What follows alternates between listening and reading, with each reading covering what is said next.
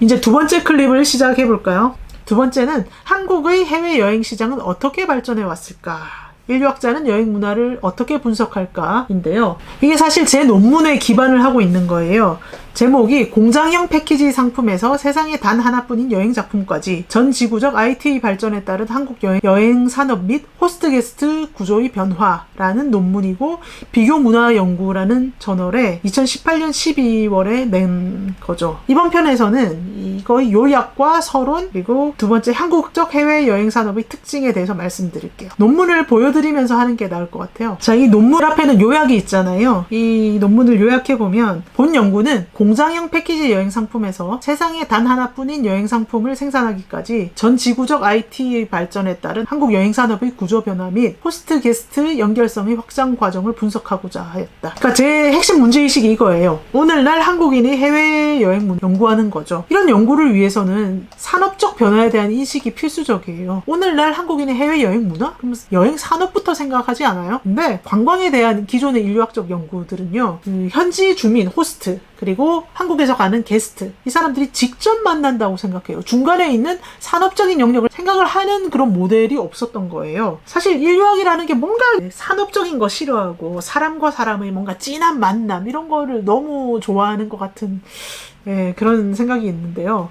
그래서 저는 인류학이 그러면 안 된다. 지금까지 너무 여행산업에 소홀해 왔는데 여행산업이라는 영역 자체가 하나의 중요한 인류학적 현장으로 분석되어야 된다. 그걸 내가 첫 시도를 해볼게. 이렇게 주장하는 논문이에요. 그래서 이 내용을 보면 30년 전에는 한국 해외여행 산업의 초기 단계였죠. 1989년에 해외여행 자율화가 되면서 대형 여행사들이 대량 생산으로 패키지 여행 상품을 만들었어요. 그게 시장을 지배했죠. 그러다가 경쟁이 치열해지고 저가 패키지 상품을 대량 생산하는 시스템이 만들어졌는데 이게 되게 한국적인 시스템이거든요. 그러다가 점점 한계점에 이르는 거예요. 그때쯤에 테크놀로지가 점점 발전하죠. 대략 2000년 정도부터 이제 인터넷이 대중화되면서 유럽 같은 데에 있는 한국인 현지인들 있잖아요.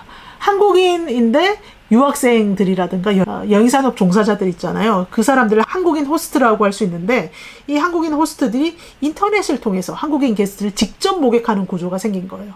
그러니까 한국에 있는 대형 여행사를 거치지 않아도 되는 구조가 만들어진 거죠. 그리고 2010년대부터 스마트폰 발달하고 그다음에 에어비앤비, 호텔스닷컴, 부킹닷컴 그리고 스카이스캐너 이런 글로벌 여행 문화 소프트웨어 이거 나중에 설명드릴 거예요. 글로벌 여행 문화 소프트웨어가 발전하면서 이제 현지인 호스트 그러니까 스페인에 사는 스페인 사람, 프랑스에 사는 프랑스 사람 이런 현지인 호스트와 한국인 게스트도 이제 쉽게 연결된 거예요. 이런 소프트웨어를 통해서. 그리고 소셜 미디어도 또 발전했잖아요. 소셜 미디어가 발전하면서 호스트이기도 하고 게스트이기도 하고 여행 상품까지 만드는 너무나 다양한 역할을 하는 인플루언서들이 출연을 하기 시작했고요. 이 사람들이 한 가지 산업 안에만 갇혀 있지 않은 거예요. 그래서 호스트와 게스트가 이렇게 연결되는 성질이 확장되는 현상까지 나타났다는 거죠. 그래서 이런 현상들을 보여주는데요. 이 연구의 특징은 이거예요. 서구에 비하면 해외여행 산업이 지리적이고 언어적이고 문화적인 경계가 비교적 확실하고 또 IT와 여행 문화가 세계 어디보다도 급속하게 발달하는 활발한 여행 시작으로서의 한국에 주목한다는 게 이 연구의 특징이죠.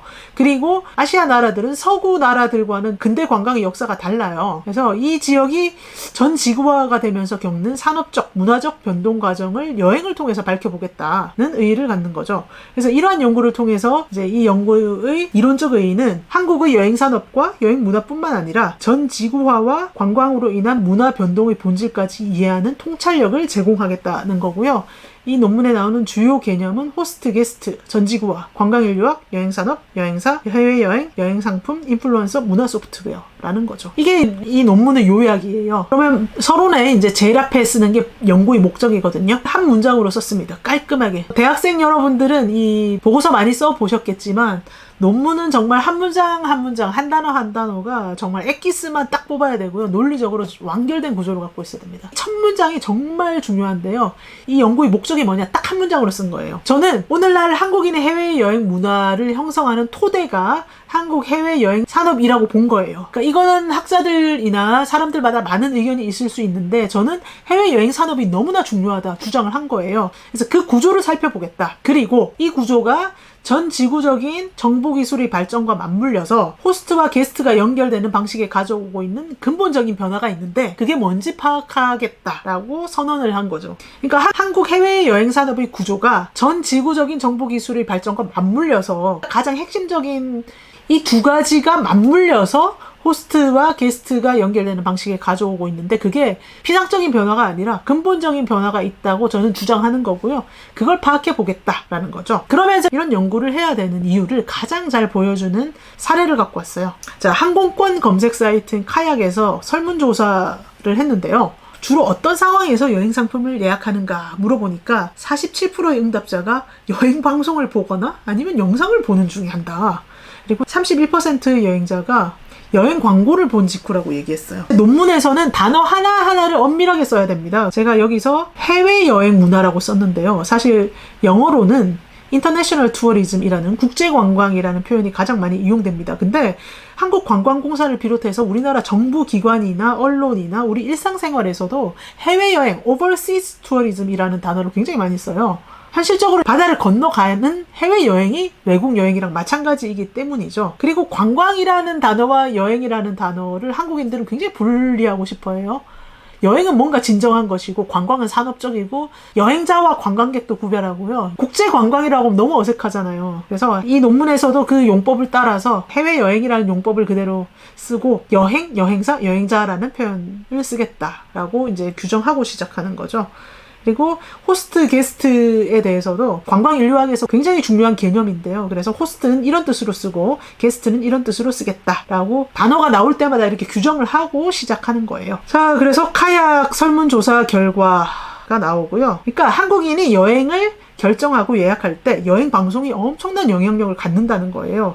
요거는 또 2013년에 꽃보다 할배, 꽃보다 누나, 꽃보다 청춘 시리즈 아시죠? 이때 정말 난리가 났었잖아요. 그래서 이 여기에 나온 스페인, 크로아티아, 대만은 정말 폭발적인 인기를 끌었고 해외여행 시장에서 난리가 났고요. 이 세 나라 여행 상품들이 성장률은 정말 몇 배씩 뛰어올랐어요. 2017년에 윤식당도 그 인도네시아 길리섬으로 가려면 롬복 공항으로 떠나야 되는데 그 항공권 검색량이 스카이스캐너에서 전년 대비 무려 1493배나 증가하기도 한 거죠. 뭐 엄청나죠. 이것만 봐도 미디어의 영향력이 그 여행 문화에 끼치는 영향력이 엄청 크다고 볼 수 있잖아요. 근데 이렇게 특정한 여행지 인기를 끌어올리는 데만 국한되는 게 아니라 여행의 방식까지 바꾸는 거예요. 자, 꽃보다 할배, 꽃보다 누나 이 방송하고 나서요. 중장년층이 자유여행을 미친 듯이 가기 시작했어요. 그리고 뭉쳐야 뜬다 이후로는 반대로 10대, 30대 이런 젊은 사람들이 자유배낭여행만 가는 게 아니라 패키지 여행에도 호감을 갖고 떠나게 됐는데 그전에는 젊은 사람들은 패키지 정말 싫어했었거든요. 근데 뭉쳐야 뜬다 보고 나서 호감도가 증가한 거죠. 그렇게 TV를 중심으로 한 이런 공중파를 레거시 미디어라고 하는데 이게 한국인의 해외여행 문화에 끼치는 영향이 엄청 큰 거예요. 그리고 유튜브나 페이스북이나 인스타그램 같은 이 뉴 미디어도 영향력이 엄청 크죠. 또 스카이스캐너, 부킹닷컴, 에어비앤비 같은 이런 글로벌 여행 예약 프로그램, 그러니까 여행 문화 소프트웨어라고 제가 나중에 이름 붙일 건데 이런 프로그램들의 영향력이 합쳐지니까 테크놀로지의 발달 때문에 여행 문화가 정말 폭발적으로 변한다는 거예요. 이런 현상을 지켜보면 이렇게 정리할 수 있는 거죠. 이처럼 전 지구적으로 IT와 미디어의 발달이 가속화되면서 호스트와 게스트를 연결하는 여행 산업의 메커니즘이 변화하고 있다는 현실 인식에서 본 연구는 출발한다는 거죠. 논문에서는 이 모든 거를 다 출처를 밝혀줍니다. 예. 아까 얘기했던 모든 여행 기사들이 출처를 밝혀주고요. 자, 이런 현실 인식에서 출발해서 오늘날 한국인의 해외여행 문화를 연구하기 위해서는 이러한 산업적 변화에 대한 인식 정말 너무나 당연히 있어야 될 것 같지 않아요? 근데 지금까지 관광에 대한 인류학적 연구들은 호스트와 게스트라고 중간에 산업을 뺀 이런 관광 인류학의 고전적 틀에만 기반해서 이 호스트와 게스트 간의 시선 아니면 직접적인 상호작용에만 초점을 맞추어서 연구를 해왔다는 거예요. 그래서 이 연구는 지금까지 인류학에서 비교적 소홀하게 다루어왔던 여행 산업이라는 영역을 하나의 중요한 인류학적 현장으로 삼는 새로운 시도를 하겠다는 거죠. 지금까지 그러면 관광 인류학에서 정말 중시해온 호스트와 게스트 분석들은 도대체 뭐냐? 이론적으로 한번 살펴보고요. 그 다음에 이 호스트와 게스트 중간 영역인 여행 산업의 또 한국적 특징, 시대적 특징이 무엇인지 파악을 하고 이 호스트 게스트 분석들을 오늘날 한국의 해외 관광 문화 분석에 어떻게 이용할 수 있는지, 그리고 이 호스트 게스트 연결성이 전 지구화와 맞물려서 어떠한 방향으로 변화해 왔는지를 분석해 보겠다. 이게 본 연구의 목적이라는 거죠. 자, 그러면 이론적 배경을 이제 살펴보는데요.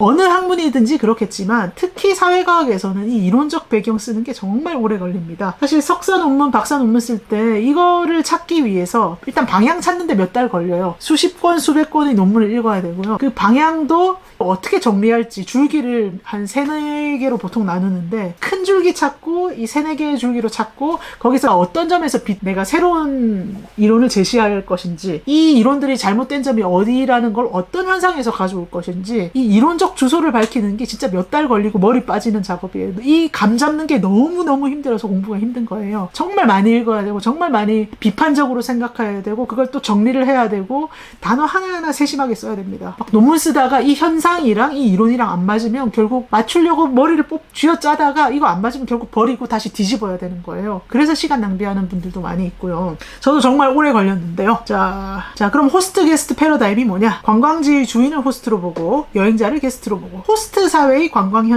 현장을 중심으로 그 상호작용을 연구하는 관점이라고 할 수 있다.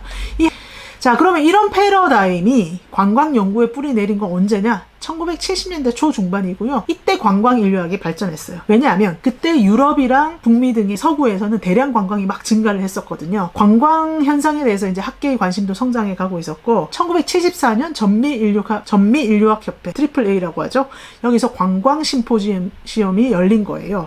이 심포지엄을 조직한 발렌 스미스라는 학자가 1977년에 책을 냅니다. Hosts and Guests: The Anthropology of Tourism. 이게 관광 인류학 최고의 고전이 됐고요. 미국에서 관광에 대한 학문적 연구를 시작한 선구적 작업으로 평가받고 있어요. 호스트 게스트라는 패러다임이 학문적으로 자리 잡게 됐고요. 이제 당시 인류학자들은 주로 여행자와 현지인의 관계, 호스트 게스트 관계에 집중해 온 거죠. 서구인들이 제3세계를 여행하면서 나타나는 폐해에 대해서 문제의식이 높아지고 있었고, 인류학자들은 주로 제3세계를 연구하는 경향이 강했기 때문이죠. 그 학문적 경향이 이론에 그대로 들어간 거죠. 그래서 이 사람들은 관광이라고 얘기했지만 특히 선진국에서 후진국으로 향하는 국제관광이 대부분이었고요.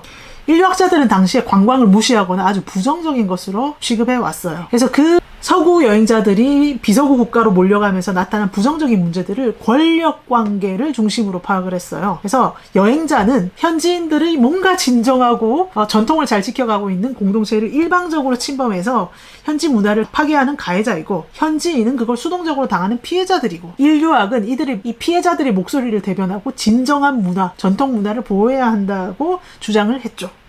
오늘날에도 이런 인식 가진 분들 좀 계시죠? 이게 당시 분위기였기 때문에 호스트 앤 게스트라는 책에서도 이 권력의 불균형을 고발하는 논문들이 대부분이었어요. 가장 유명한 논문이 그린우드라는 사람의 Culture by the Pound라는 논문이었는데요. 이 그린우드는 스페인 바스크 지방의 알라르데 의뢰에 대해서 현지 조사를 한 거죠. 이게 바스크인으로서의 역사적 정체성의 표현이고 너무나 성스럽고 거룩한 전통이었는데, 정부가 이거를 관광 상품화 했더니 문화의 의미가 파괴되고 공동체의 결속이 파괴되고 다 망가졌어, 이렇게 주장한 거예요. 근데 이 논문이 나오고 나면 이제 학자들이 뭐 찬성하는 논문을 쓰든 반대하는 논문을 쓰든 하는데, 반론들이 많이 나왔어요. 문화가 상품화되면 의미가 사라진다고? 그거 너무 과잉일반화야. 코헨이라는 사람이 이렇게 얘기했어요. 문화가 상품화되면 오히려 가치를 부여함으로써 전통이 보존돼. 다 사라지려고 했는데 문화재로 지정하고 선정하고 지원하고 그러면 오히려 그 전통이 보존될 수 있다는 거예요. 그리고 처음에는 상품으로 시작을 했지만 그게 지역 문화 속으로 통합되고 긍정적인 역할을 할 수가 있다. 브루너는 그렇게 주장했고요. 또 호스트가 반드시 수동적으로 피해 입는 거 아니야. 아담스는 그렇게 주장했고요. 아담스, 콜, 아텔제빅과 두네 등이 이제 이런 연구를 한 거죠. 그리고 호스트 게스트 패러다임을 조금 다른 각도로 확대 재생산한 연구들도 있었는데요. 네, 이 연구들 찾는 것도 정말 힘들었습니다. 푸코라고 하는 그 유명한 학자가 시선에는 권력이 내재되어 있다고 얘기를 한 적이 있는데요. 그거를 호스트 게스트 관계에서 나타나는 권력의 불균형성과 연결시켜서 여행자의 시선이라는 멋진 개념을 만들어낸 얼이라는 유명한 관광 인류학자가 있고요. 근데 또 여기 반론이 나왔어요. 여행자의 시선? 뭐 그렇게 딱 하나로 통일할 수가 있어? 다양할 수 있단 말이야. 서로 상호적인 시선이 있단 말이야. 가해자들만 피해자들을 일방적으로 바라보는 게 아니야. 상호적 시선이야. 라는 도입을 첸이 또 얘기한 거죠. 서구 서구인들은 백인의 감수성, 우리가 잘못했어, 이렇게 얘기하면 뭔가 양심적인 지식인처럼 취급받는 약간 그런 추세가 있는데, 오히려 제3세계 출신, 아시아 출신이기 때문에 그런 거 아니야, 우리도 주체적인 인간들이야, 이렇게 주장하고 나오는 입장이 약간 통쾌하긴 해요. 그리고 현지인들이 시선을 협상하는 거야. 딱 정해진 시선은 없어. 협상하는 모습을 보여준 마오츠. 이 사람도 또 중국계 이름인 것 같은데요. 여행자의 시선, 호스트의 시선, 이거 정해진 거 아니라 문화적 거리에 따라서 그거 달라. 굉장히 다양한 거야. 무팔키르, 이 사람도 서구인 아니죠. 이런 식으로 반론들이 계속 나온 거예요. 그럼에도 불구하고 현지인은 호스트, 여행자는 게스트라는 이런 상호작용에 대한 연구라는 점에서 이 사람들은 호스트 게스트 패러다임을 크게는 유지했다고 볼 수 있고요. 그러다가 이렇게 호스트와 게스트를 구분하는 시각 자체가 문제가 있어, 이렇게 지적하는 연구들이 나타났어요. 이렇게 많은 사람들이 연구를 엄청 했는데 제가 주목하는 거는 2000년대 이후에 나온 연구들인데요. 호스트와 게스트라는 구분 자체가 이제는 더 이상 안 돼, 이런 연구들이 나온 거예요. 셜록이라는 사람이 호주 케언즈 근처에 포트 더글라스라는 마을을 연구를 했는데요.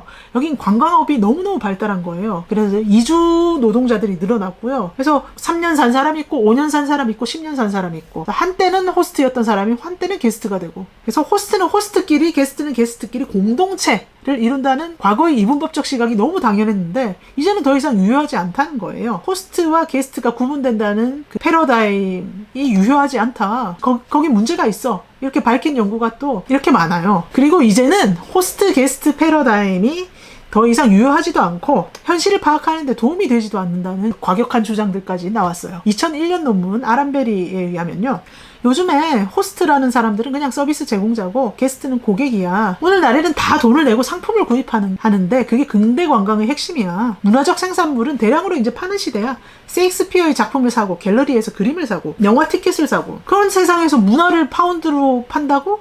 예전에 그린우드가 문화를 파운드로 판다고 분노했는데 그게 왜 분노할 일이야? 당연한 일이지 라고 주장한 거예요. 그래서 과거에 이 분야에서 완전 핵심적인 토대를 세웠던 학자를 공격하면 정말 확 뜨게 되는 거죠. 이게 학계의 질서인데. 자, 그리고 2006년에 맥노튼이라는 사람이 또 논문을 썼어요. 호스트 게스트 패러다임이라는 것 자체가 선진국에서 온 여행자 그리고 연약한 공동체 사이의 관계를 이해하려고 고안됐는데, 요즘에는 너무나 다양한 역학관계를 가진 행위자들이 있어. 그래서 요즘의 국내 관광을 설명하는 데는 도움이 되지 않아. 너무 단순하게 세상을 파악하려고 해서 너무 문제가 있어, 이렇게 주장한 거죠. 그리고 챔버스라는 학자가 2009년에 쓴 논문은요, 저하고 너무나 잘 맞는 거예요.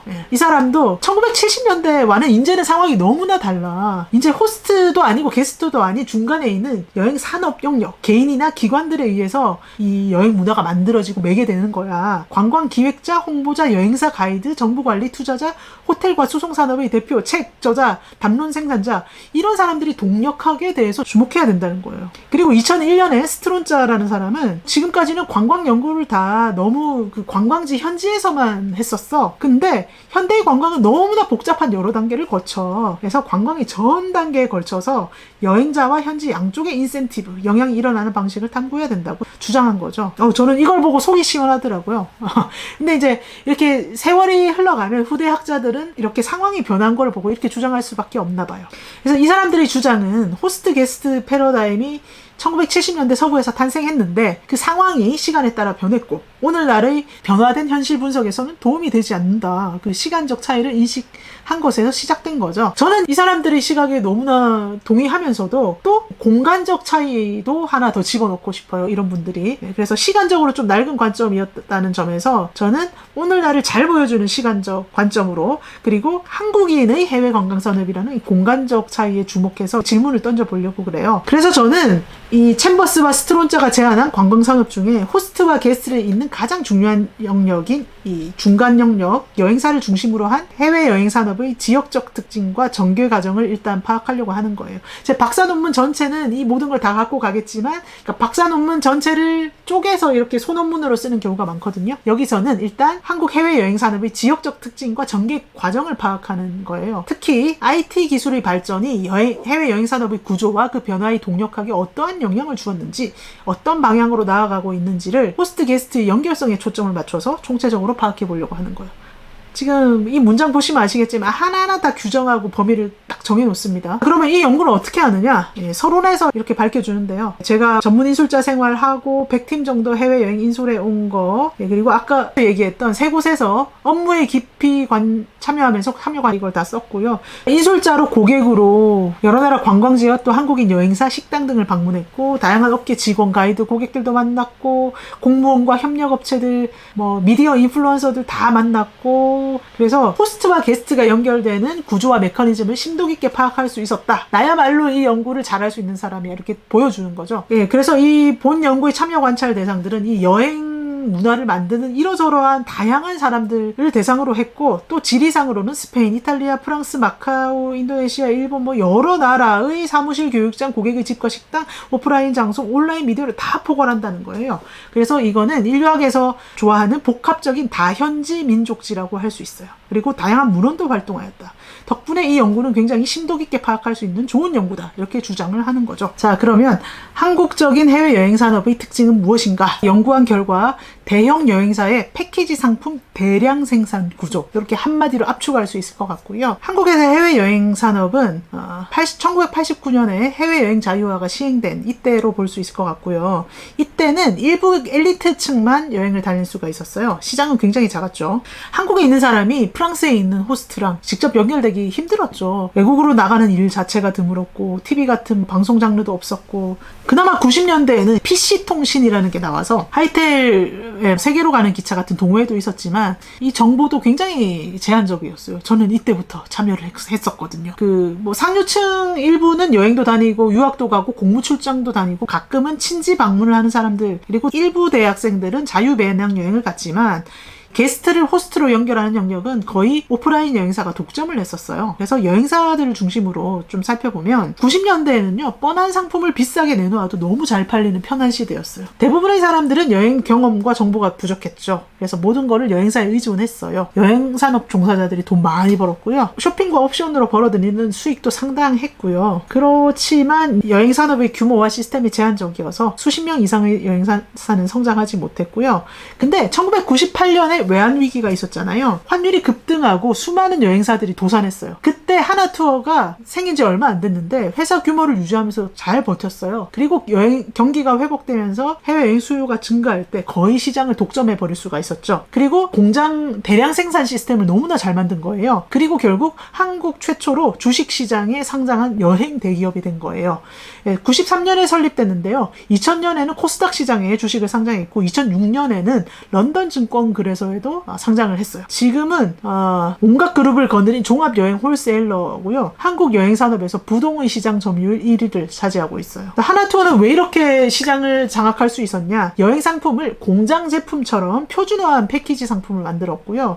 그 생산, 판매, 진행의 전 과정을 굉장히 분업을 잘 해서 대량 생산 시스템을 구축했고요. 전국 곳곳에 이걸 팔 수 있는 오프라인 전문 여행 대리점을 개설을 했어요. 그래서 대량 판매 시스템까지 구축을 한 거죠. 이후에 이렇게 패키지 상품을 공장형으로 만들어서 비슷한 시스템을 잘 구축해서 성장한 대형 여행사들이 있는데 인터파크 투어, 모두 투어, 여행박사, 노랑풍선, 투어 2000, 롯데관광, 자유투어 이런 회사들이 있습니다. 이런 거에 대해서 논문 쓴 분들 계신데요. 리더간에 의하면 이렇게 대형 여행사들이 크게 성장한 것은 한국과 일본만의 특징이에요. 왜냐하면 여기는 강한 집단의식이 있고요. 언어가 잘 통하지 않고 음식도 외국 거 잘 못 먹어요. 그래서 고객들이 해외에 가면 너무나 겁을 먹고 불편을 너무 많이 겪는 거예요. 그래서 그런 불편을 해소하는 데 중점을 둔 여행 상품을 만들다 보니까 이렇게 공장형 패키지 상품이 된 거예요. 대부분의 대형 여행사들은 하나투어랑 비슷한 시스템을 갖고 있어요. 먼저 현지에 지사가 있거나 아니면 계약을 맺고 있는 랜드사라고 하죠. 현지 여행사에서 여행 상품을 기획해와요. 그러면 본사의 각 지역 사업부에서 받아서 검토를 하죠. 그러면 기획을 하고요. 상품 코드를 만들어요. 그때부터 이제 전국에서 모객을 시작하는 거예요. 고객들은 제가 회갑인데 저희 동창회를 해야 되는데 하면서 하나투어 대리점으로 가서 예산은 얼마고요, 몇 명이 가고요, 언제 가고요. 그래서 상품을 추천받기도 하고, 아니면 아니면 TV 광고를 보고 제가 저 상품 가겠습니다. 전문 판매점으로 연결해서 이제 안내를 받는 거죠. 90년대만 해도 인터넷이 발달하지 않았고 또 고령의 고객들은 인터넷 이용하는 방법도 모르고 그래서 오프라인으로 이렇게 상담해서 여행 상품을 파는 게 초기에는 핵심 장점이었어요. 근데 최근에는 그것만 해서는 안 되니까 인터넷과 모바일 홍보도 이제 병행하고 있는 거죠. 그래서 상품별로 15명 이상이면 출발 이런 식으로 최저 모객수가 있는데 그 모객수를 넘으면 현장 인력이 이제 배치됩니다. 인솔자가 가는 것도 있고 안 가는 거 있는데요. 인솔자가 있는 팀이 약간 비싸죠. 하지만 더 많은 서비스를 제공하죠. 그러면 하나투어 본사 소속의 인솔자를 주로 배정하고요. 현지 지사나 아니면 계약을 맺은 랜드사, 현지 여행사에서는 현지 가이드를 배정을 합니다. 고객들이 인솔자와 함께 현지에 도착을 하면 공항에서 현지 가이드를 만나서 이제 여행을 시작하는 거죠. 인솔자는 주로 고객들이 식사, 숙박, 안전 이런 거 책임지고요. 현지 가이드는 현지 일정대로 관광지들을 돌아다니면서 설명을 해요. 역할 분담이 뚜렷하게 되어 있고요. 현지 가이드는 대부분 한국인이 있는데 현지법으로 반드시 현지인 가이드를 고용해야 되는 구간이 있어요. 그런 데는 현지인 가이드를 또 별도로 고용을 하는데 프랑스 파리의 루브르 박물관이나 태국 방콕의 왕궁 같은 데죠. 그리고 한국인 가이드가 활동하기 힘든 나라들이 있어요. 인도나 인도네시아, 아프리카 일부 나라들 같은 데는 현지인 가이드들만 나오는데 한국어 할 줄 아는 사람이 나오면 좋지만 못하면 저 같은 인솔자가 가서 이제 동시 통역을 해야 됩니다. 행사가 이제 끝나면 고객들은 현지 가이드와 공항에서 헤어지고 인솔자가 있는 상품은 인솔자와 함께 국내 공항으로 와서 인천공항에서 헤어지는 거죠. 근데 여행이 끝나고 나서 고객들이 불만을 가질 수가 있어요. 아니면 쇼핑했던 물건 환불, 반품 이런 거 원할 수 있는데 행사 고객 만족 부서가 있습니다. 거기서 처리를 하고요. 그리고 끝나고 나면 그 대리점이나 본사에서 고객 만족 전화를 통해서 지속적으로 고객을 관리하고 상품을 계속 개선을 합니다. 대부분 여행사에서 이 과정이 다 컨베이어 벨트처럼 신속하게 돌아가요. 이런 공장식 대량 생산 시스템은 굉장히 효율적이고요. 고객들도 사실 효율적인 여행을 원해요. 왜냐? 휴가가 너무 짧아요. 그래서 짧은 시간에 최대한 많은 곳을 가고 싶어 하거든요. 효율성이 최대의 목적인 거예요. 그래서 이 효율성을 추구하는 여행자가 많은 한국적 특수성이 반영된 거죠. 한국은 사실 서구에 비하면 여행의 역사도 짧고 외국어 구사 능력도 부족하고 외국 체류 경험도 상대적으로 부족해서 여행 능력은 부족한데 짧은 휴가 기간에 최대한 많은 곳을 보고 싶어 하거든요. 그래서 서구인들은 한 군데 가면 그냥 푹 퍼져가지고 먹고 마시고 노는 경우가 많은데 한국인은 계속 돌아다니면서 보려고 해요. 일정이 너무 빡빡해요. 그래서 인솔자와 가이드들도 최대한 많이 보여드리려고 막 뛰어다녀요. 문제없이 돌아가도록 하는 게 너무 중요한 거죠. 그렇기 때문에 대형 여행사들이 모든 게 묶여서 효율적으로 돌아가는 표준화된 여행 상품들을 만들어 놓고요. 최소한의 인원과 노력으로 최대한 많은 팀과 최대한 많은 이윤을 만들어내는 포드주의식 여행 상품 대량 생산 시스템화에 주력을 해왔던 거죠. 90년대. 그래서 이런 시스템은요, 항공권과 호텔을 대량으로 구매해서 규모의 경제, 소규모 여행사들이나 개인들은 범접하기 힘든 가격 경쟁력이 있었어요. 저렴한 가격으로 많은 걸 보여준다 그러면 잘 팔렸던 거고요. 지금까지도 이게 많은 대형 여행사들의 사업 모델의 뼈대를 이루고 있는 거죠. 자, 그러다가 이 대량 생산 시스템에 균열이 생기기 시작했는데요. 이게 2000년대 후반부터예요. 텔레비전에서 굉장히 많이 방송을 했죠. 현지에서 쇼핑과 옵션을 강요하고 막 부당한 이득을 취한다. 그런 걸 겪었던 고객들이 불만도 많아졌고 피로도도 누적됐고요. 3박 5일 갔는데 막 쇼핑센터 5군데씩 돌아다니고 비행기 값도 안 되는 가격으로 갔는데 가서 뭐 사실은 여행을 못하고 쇼핑센터만 돌아다녀야 되니까요. 그래서 방송 언론에서 엄청나게 후려쳤고요. 처음엔 가서 쇼핑도 많이 하고 그랬는데 고객들도 여행 경험이 풍부해진 거예요. 사람들이 계속 왔다 갔다 하다 보니까 외국어 능력도 생겼고 외국 문화에 대한 자신감도 생겼어요. 그러다 보니까 우리가 왜 이렇게 여행하고 있지? 다른 방식으로 여행하면 안 돼? 다른 상품 없어? 이렇게 요구하기 시작한 거예요. 근데 대형 여행사들은 체질 개선을 하기보다는 패키지 상품가를 더 떨어뜨리는 전략을 취했어요. 당장의 판매 실적이 급급하거든요. 그러면서 이제 홈쇼핑에서 저가 판매를 막 하고 할부 판매도 해주고 여행비 대출까지 해주면서 막 여행을 보낸 거예요. 수익성이 약화되면 근본적인 방식을 변화시켜야 되는데 그냥 저가 판매를 계속 한 거죠. 그러면 돈이 없잖아요. 그러니까 인솔자와 가이드들이 인건비를 깎는 전략으로 간 거예요. 그래서 업계 경력 20년이 넘고 막 한때는 연봉 1억씩 벌던 그런 인솔자들은 정말 산전수전 공중전을 다 겪은 그런 사람들인데 와, 요즘에는 정말 깊은 위기감을 느끼고 있는 거죠. 수년 안에 패키지 시장이 없어질지 모르겠다. 왜냐하면 베테랑 여행 인솔자들 같은 경우는 1년에 한 뭐 15회에서 20회 정도 유럽 곳곳으로 팀을 인솔을 했거든요. 한 3, 40명 대형팀을 받아서 인솔하면 한 10일 정도 일하면 뭐 500만 원에서 800만 원 정도를 벌었었어요. 이게 많이 번다 싶을 수 있는데 정말 빡빡한 일정이라서 갔다 오면 정말 파김치가 됩니다. 몸이 너무 망가져요. 4대 보험도 되지 않고요. 뭐 사스, 메르스, 요즘 코로나 같은 전염병 있을 때는 몇 달 동안 돈 하나도 못 벌어요. 그럼에도 불구하고 잘 벌 때는 연봉이 1억이 넘으니까 경제적 만족도가 굉장히 높았는데요. 이제는 완전 레드오션이 된 거죠. 여행 프로그램도 너무 부실해져서 컴플레인이 발생할 요소도 높아졌고 수입은 더 낮아졌고요. 원래 인솔자 수입은 그 옵션 판매하고 남은 수익, 쇼핑하고 받는 커미션, 공동경비에서 남은 부분으로 구성되는데 이제는 막 회사에서 먼저 입금해라, 인두세를 내고 손님을 사가라. 대형 여행사에 오래 계셨다가 나온 분들은 이 구조적 문제를 해결 안 하고 미루고만 있다고 비판을 해요.